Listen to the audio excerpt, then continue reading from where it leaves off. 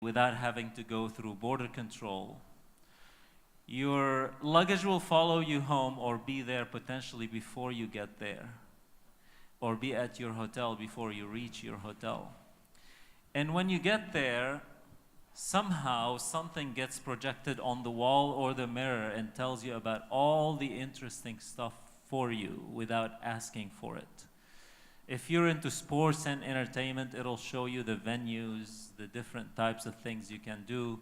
If you're a foodie and you like restaurants, it'll know exactly what you like. You'll have armies and armies of avatars working for you in cyberspace, on your device, in the cloud, and the different wearables you'll have on. And augmented reality through your typical sunglasses or eyeglasses that you wear will immediately identify people that you meet, remind you of their names and what they like and dislike. It'll also explain to you what their role is and what they've done that is good and bad, and define their digital footprint that you've seen. You'll get in a car and you won't find a driver. It'll actually drive itself to the destination. And the destination, you don't have to spell for it because it'll find out through the avatar that knows exactly where you're heading, because it's already made the reservations for you in the restaurant or decided that you have to attend a certain business forum or a business session.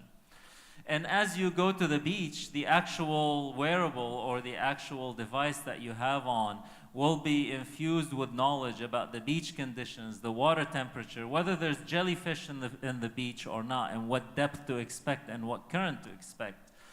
As you enter the house, as I said earlier, your front door will automatically unlock and open itself for you. And so on and so forth, and I can go on and on and on. Technology will transform our life exponentially. And again, as I cited earlier, when I was writing the code for Cisco embedded programs a long time ago, we said we were not going to run out of IPv4 addresses back in the 90s. We ran out in 2011. So everything that I just mentioned to you should be multiplied exponentially. The potential is unthinkable today. And every day there will be more technologies that will transform our lives. So by 2020, it'll be totally different than what we see today. Great. Yes. You know, I couldn't help but think about the idea of smart societies and how we get this people to really become, you know, smarter. And I couldn't help but think of something the Sheikh said about Plato. And I couldn't help but think of the Republic, and also Sir Thomas More. He wrote a book called Utopia.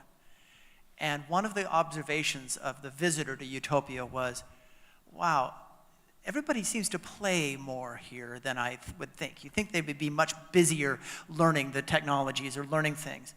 But the people played a lot. And I can't help but think that one of the ways, the primary ways in which these new technologies exponentially will come to us is by allowing the children, the adults of the United Arab Emirates to play more with these technologies as a part of education. The more that we do that in a serious way, I'm talking about serious play, serious gaming kind of thing, the more that you'll have true creativity and true knowledge creation that you've been talking about. Great. Good. I think I dreamt enough. Yes, let's, the audience have some questions. We're on. Ivan, again, Dr. Yeah. James, a question for you. I'd like to emphasize on education here, because when we talk about 2020, that's tomorrow, that's 6 years down the line. Yeah. If I have to look into the pool, the manpower that we have today, you're either an IT geek, right, disconnected from the business, or you either have masters, MBAs, and you're completely disconnected from technology. Now, in 2020, the current generation will not catch up, so we'll have to put foundations for the new guys to come on board. Now, you spoke about serious games.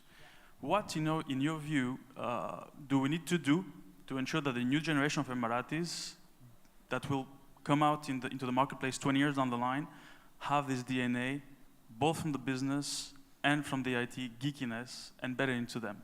We've seen Abu Dhabi Educational Council having initiatives where students, K-12 students, have access to programming through the Lego, for example, robots. So is traditional K-12, do we need to put additional curricula for K-12 students? Or do we need to put our ammunition to vocational training, such as in Adveti or Activit in the UAE? Or should we radically transform the way we deliver MBAs and masters? Personally, I would think that a radical transformation is really key, because we learn by doing as human beings. It's very important that we have the fundamentals. I'm not saying we don't learn the language, the math, the engineering, the physics of it. But I am saying that we have to learn it by applying ourselves in specific disciplines. And I think if you take that old idea of vocational and make it something new and say, look, here's how you can learn math, and you're going to learn it by working with this MBA. Oh, and by the way, you're going to be doing it on a smart device. I think that way you're getting past some of these silos or some of these ideas of, well, I want to just be a geek and I don't want to think about business, because I think that attitude's a great way to not get a job in the future. In the same way, well, I don't care about technology, I'm just going to dream or play. That doesn't work so well either. So I think if you combine a fundamentals approach to education with applying it to a specific job role, that to me is what's going to create true creativity in people's minds, because they will make associations that nobody else would think of in a typical reading, writing, and arithmetic kind of approach to education. Please. Dr. Mohammed Saeed, I'm the Dean of Research from Khawarizmi International College. I'm going back to points raised by Dr. Isa in his presentation, also now about the individuals. Also, I would like to go back to Mr. Rabia when he talked about his vision for the new society. What about if I don't want to be part of this as an individual? I don't want to be part of that. How much choice I've got? I want to go back now into the issue of education and how we need to raise awareness of people using the technology. I'm talking about end users, consumers, not the IT specialist.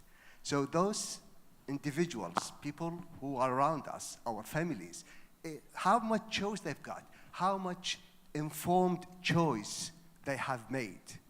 This is what we need to do. We need to include, we need to think more in parallel to the advancement of this technology. We need probably to think more about how we raise the awareness of individuals to make the right choice, to make the right decision for themselves.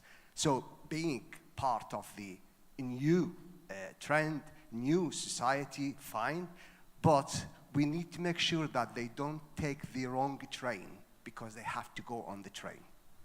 Thank you. Dr. Isa.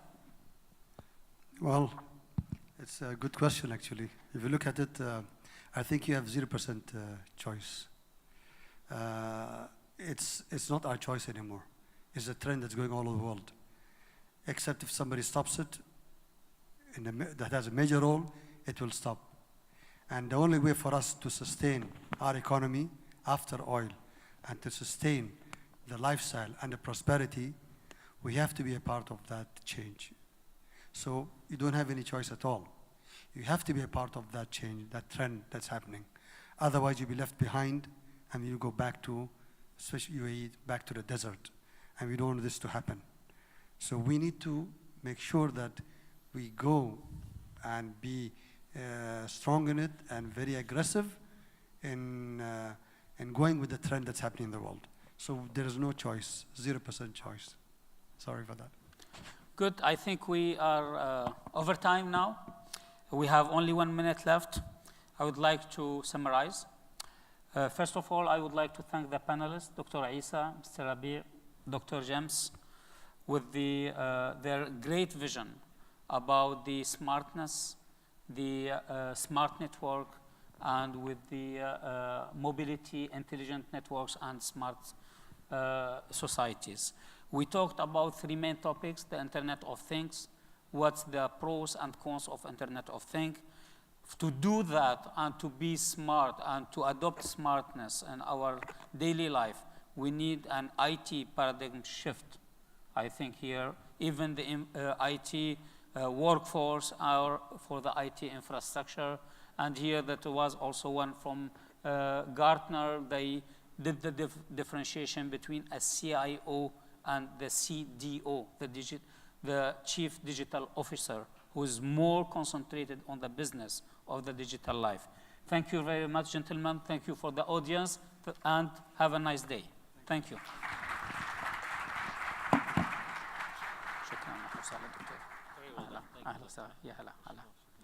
Thank you very much. Thank you.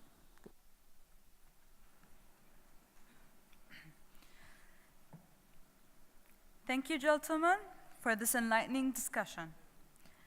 It is now time for lunch. Our guides at the exit doors will lead you to the lunchroom. Before proceeding to lunch, we wish to remind our delegates that the next speech will commence at 2 p.m. and is chaired by Ms. Hissa Suleiman, the head of website at the Emirates Center of Strategic Studies and Research. Thank you.